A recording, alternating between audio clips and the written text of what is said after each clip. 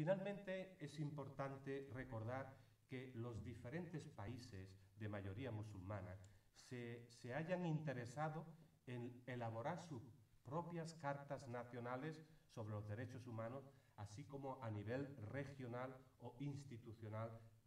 También se han elaborado documentos oficiales en donde queda reflejada por escrito, entre comillas, el interés y la importancia de los derechos humanos en nuestro mundo contemporáneo. Son muchos los musulmanes que ven en la Declaración Universal de los Derechos Humanos una declaración secular, porque los derechos humanos han sido establecidos gracias a un consentimiento universal basado en principios jurídicos y, por lo tanto, sujetos a cambios cuando se considere necesario. En este sentido, podemos individuar en ámbito musulmán dos corrientes: una tradicionalista en favor de una visión religiosa de los derechos humanos, basada principalmente en la ley islámica, en la Sharia, y una modernista que propone, contrariamente, una visión más laica, más iluminadora, a través de la cual algunos intelectuales musulmanes ponen en duda la viabilidad del binomio ley islámica-derechos humanos. Para el islamólogo C.S. Boomer, un islamólogo occidental, cristiano, no católico, los musulmanes tradicionalistas de esta primera visión, leales a la ley islámica, en relación a la Declaración Universal de los Derechos Humanos de 1948, se enfrentan a los siguientes problemas. En primer lugar, la libertad religiosa en la ley islámica es una libertad limitada. Un musulmán no puede cambiar de religión, pues en caso de hacerlo cometería apostasía, ridda. En segundo lugar, la posición de la mujer. En general, el Islam no concede los mismos derechos a las mujeres que a los hombres, por ejemplo, en materias de herencia, de matrimonio, de divorcio, de testimonio ante la justicia, etc. En tercer lugar, según la interpretación tradicional de la ley islámica, se permiten las penas corporales, los hudud. Para la Declaración Universal de los Derechos Humanos, estas penas corporales son una violación contra la integridad del cuerpo humano. Y en cuarto lugar, el Islam concede la protección a los no musulmanes, aunque todos los ciudadanos son considerados iguales ante la ley. Por su parte, porque no me puedo extender más, pero hay muchas visiones muy interesantes, por su parte, para ver la contrapartida, el intelectual musulmán Abdallah Ahmad al-Na'im, este intelectual, él defiende el principio de la reciprocidad como regla de oro. Trata a tus congéneres igual que quisiera ser tratado. Y esta reciprocidad debe ser mutua. Según él, este principio, bajo la Sharia, bajo la ley islámica, no se aplica a la mujer y a los no musulmanes, como se aplica a los hombres musulmanes. En otras palabras, la ley islámica niega a la mujer y a los no musulmanes el mismo grado de honor y de dignidad humana que garantiza al hombre musulmán. Por lo tanto, la Sharia no garantiza los derechos humanos más fundamentales en al menos tres campos: la esclavitud, la libertad religiosa y la discriminación de género. Por esta razón, dice él, es importante y necesario una reforma en el Islam.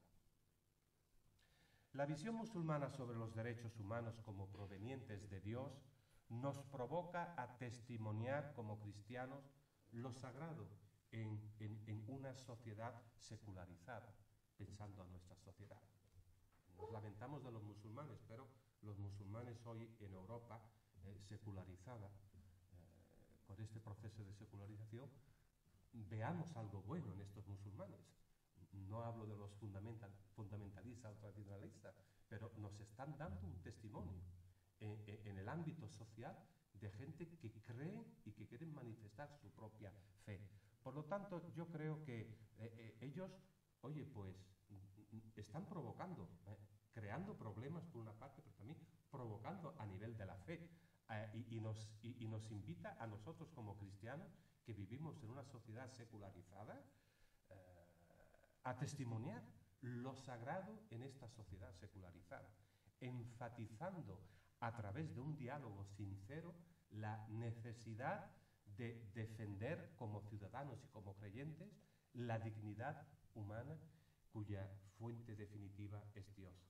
De hecho, la verdad del carácter sagrado y de la dignidad de la persona, junto al respeto a la libertad religiosa, son las bases para un recíproco respeto y estima para la colaboración al servicio de la paz que lleva por el camino auténtico del diálogo auténtico. La Declaración Dignitatis Humanae del Concilio Vaticano II afirma, entre otras cosas, que se hace injuria a la persona humana y al orden que Dios ha establecido para los hombres si, quedando a salvo el justo orden público, se niega al hombre el ejercicio de la religión, el libre ejercicio de la religión en la sociedad. De hecho, la libertad religiosa es, como decía Juan Pablo II, él decía que era el pilar, y el diseñador decía que es el derecho, el primero de todos, y que después el Papa Benedicto XVI ha dicho recientemente que la libertad religiosa es el perno de todas las libertades. Y como decía el Papa Benedicto XVI, el camino hacia una paz auténtica y estable que pasa por el respeto del derecho a la libertad religiosa en toda su amplitud. Pues bien, excelencias, como vemos, el mundo tiene necesidad de Dios. Tiene necesidad de valores éticos y espirituales, universales y compartidos. Y la religión puede contribuir de manera preciosa a su búsqueda para la construcción de un orden social justo y pacífico a nivel nacional e internacional. Afirmaba el Papa Juan Pablo II que solo en una mutua aceptación del otro y en el resultado de un mutuo respeto profundizados por el amor se halla el secreto de una humanidad finalmente reconciliada. Pues bien, yo creo personalmente, que es lo que quería compartir con ustedes, que necesitamos de esta reconciliación,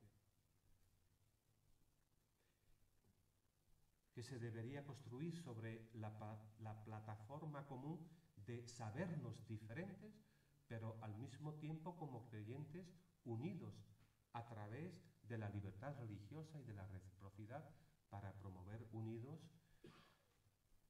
como dice la declaración Nostra Aetate, promover unidos la justicia social, los bienes morales, la paz y la libertad para todos los hombres. Los hombres que tienen derecho a ser felices, como decía Aristóteles, y que muchas veces, por las limitaciones de esta libertad esencial, se ven privados de un derecho esencial. Decía en el Ángelus del 26 de diciembre, después de Navidad del año pasado, el Papa Benedicto XVI, y así concluyo, que nuestro mundo continúa estando marcado por la violencia, especialmente contra los discípulos de Cristo. Gracias por su atención.